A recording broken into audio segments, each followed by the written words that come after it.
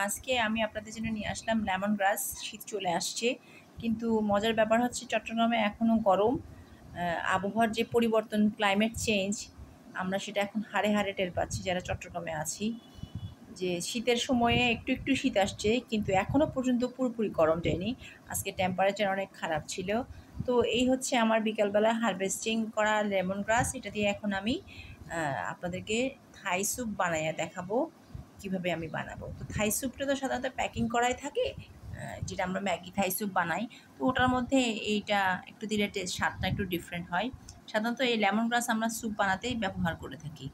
তো এই চলুন, এর মধ্যে আমি আবার হাতের মধ্যে দেখুন রক্ত দিয়ে আসছি ব্লাড টেস্টের জন্য, যেটা আমাকে প্রতি বছরই গত ৫ বছর থেকেও সময় ধরে করতে হচ্ছে। তো এই হলো অবস্থা।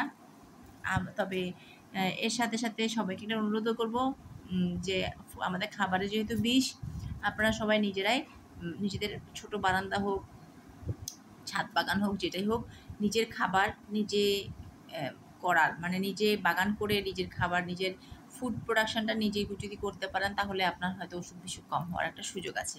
তো সবাইকে এই কথা বলে আমি আমার ভিডিও আজকের মতো শেষ করছি। ভালো থাকবেন।